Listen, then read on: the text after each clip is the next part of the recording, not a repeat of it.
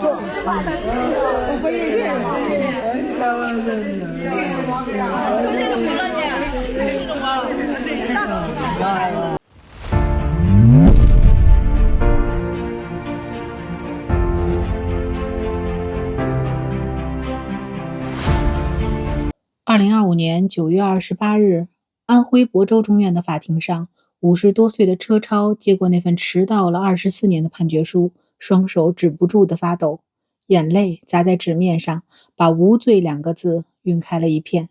他身后的妻子王霞从20岁等到44岁，一句话都没说，只是捂着嘴蹲在地上哭。谁能想到，这个被贴上强奸杀人犯标签的男人，在监狱里熬过了整整7863天。更没人想到，当年把他送进死刑复核庭的铁证，全是刑讯逼供逼出来的谎言。今天，咱们就来讲讲这起入选2025年度法治10大事件的冤案，看看3个无辜者和他们的家人是怎么用20多年的光阴，把死刑这2个字熬成了无罪。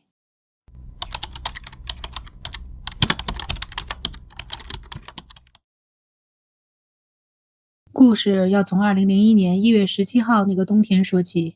安徽郭阳县赵楼村，16岁的女学生王某某放学没有回家，全家人找了一整晚，直到第二天清晨6点多，才在村外的野地里发现了她的尸体。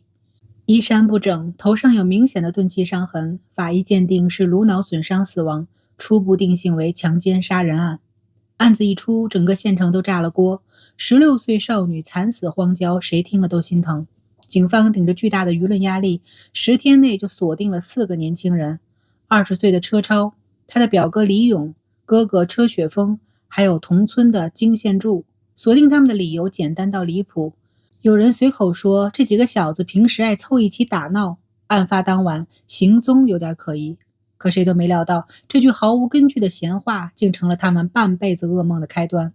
2001年12月，亳州中院一审宣判，车超犯强奸杀人罪，判处死刑；李勇无期徒刑。同村的谢广英因为作伪证被判2年，车雪峰和金宪柱也都被定了重罪。从被抓的那天起，这几个人就喊冤喊到嗓子哑，说口供都是被打出来的。2审法院2次发回重审，最后把车超的死刑改成了死缓，其他人的判决基本没变，这一判就是20多年。车超在监狱里从满脸青涩的青年熬成了2鬓斑白的中年。妻子王霞每年带着孩子探监，每次都只攥着他的手说一句话：我等你出来，我信你是清白的。而车超的哥哥车雪峰2004年被改判无罪释放后，每天半夜都能梦见弟弟浑身是伤地向他求救。直到2024年，一份 DNA 鉴定报告终于把这起沉冤20多年的案子彻底翻了过来。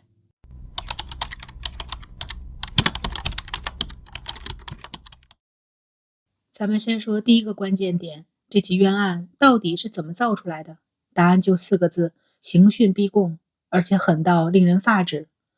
车超和李勇在申诉材料里写得明明白白，被抓后，办案人员先把他们毒打一顿，再用手铐反吊在钢管上，头顶着墙，脚勉强能够到地，吊到晕死过去好几回，醒来接着打。更残忍的是，他们被要求脱光衣服，电棍直接往头、脸、手脚甚至私密部位招呼。李勇的父亲第一次探监时，差点没认出自己的儿子，眼窝青肿，胳膊上全是烟头烫伤的疤痕，连话都说不连贯，只反复念叨：我没杀人，是他们逼我说的。除了肉体折磨，还有精神摧残。办案人员告诉车超，你要是不认罪，就把你老婆孩子抓进来。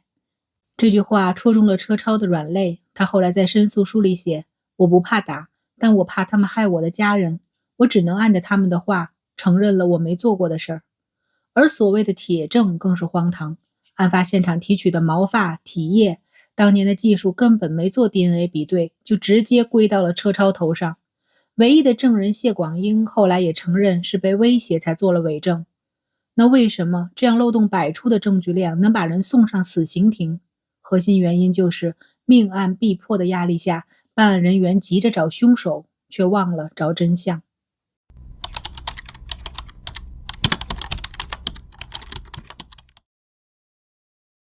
第二个关键点，24年申诉录，他们到底是靠什么撑下来的？答案是家人的死磕和永不放弃的执念。车超的妻子王霞是这个家的顶梁柱。丈夫入狱时，她才20岁，已怀有身孕，不久后生下了儿子。村里人指指点点，说她嫁了个强奸犯。她咬着牙没哭，一边打零工养家，一边跑法院、跑检察院递申诉材料。她不识字，就请人写申诉书，一遍又一遍地念，念到能背下来。每次去探监，她都给车超带一身新衣服。她说：“我要让你干干净净的出来，不能让别人说你一辈子是犯人。”车超的哥哥车雪峰无罪释放后，没想着过好日子，而是把所有时间都花在给弟弟申诉上。他跑遍了安徽的各级司法机关，甚至自费去北京找律师。有一次，他为了省钱，在法院门口的台阶上睡了3天3夜。他说：“我弟弟是无辜的，我要是放弃了，他就真的没救了。”更重要的是 ，DNA 技术的发展给了这起冤案翻盘的机会。2024年，最高人民法院决定提审此案，办案人员重新调取了当年案发现场的生物检材，用最新的 DNA 技术进行比对，结果震惊了所有人。检材里的基因分型和车超、李勇等人完全不符，反而和一个早已去世的本村男子高度吻合。这个结果直接证明了当年的判决全是错的。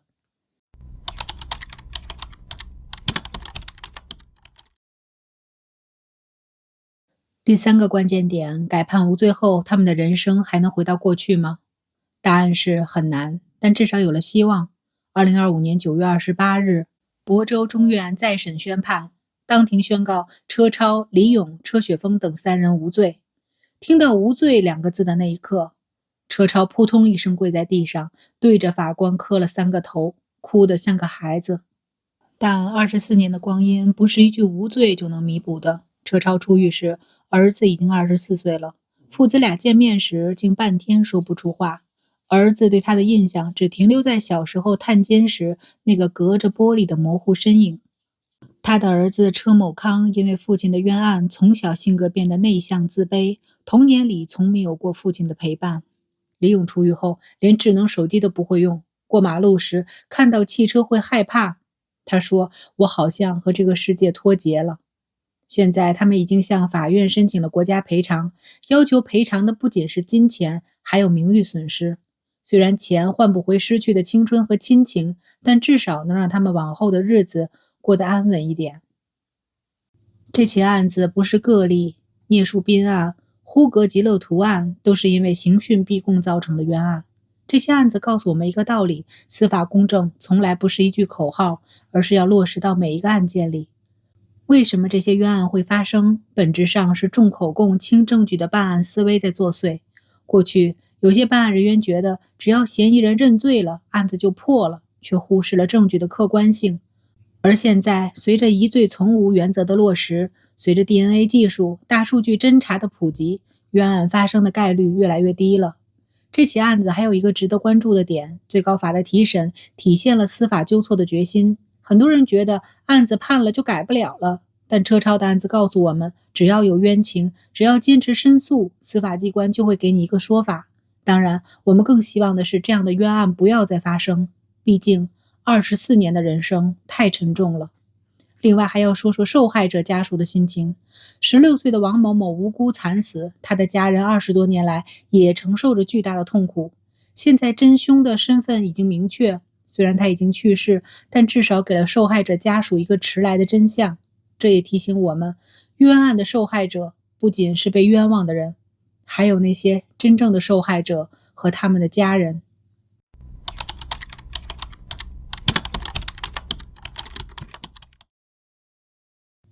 车超的案子改判无罪的消息一出，网友们不同的声音吵成了一片。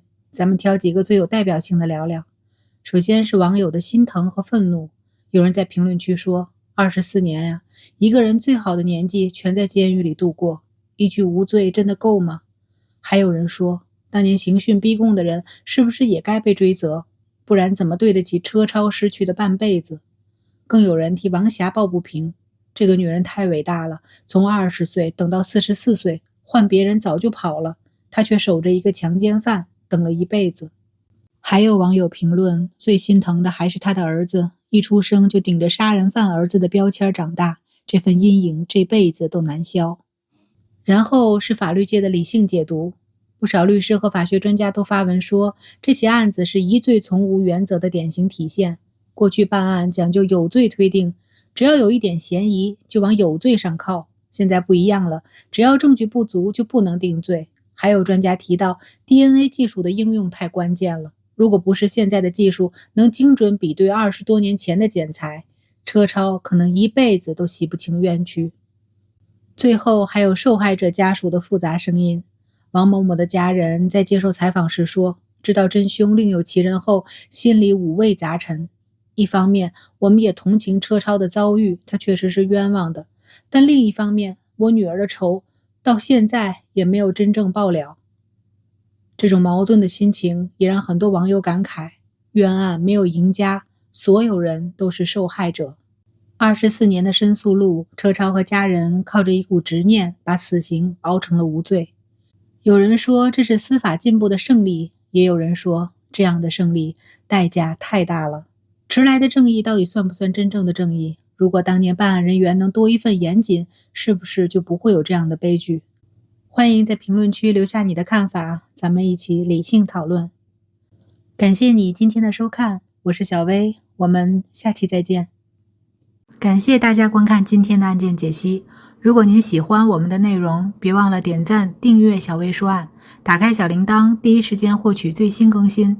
有什么想法或想听的案件，也欢迎在评论区留言，和小薇一起讨论。我们下期再见。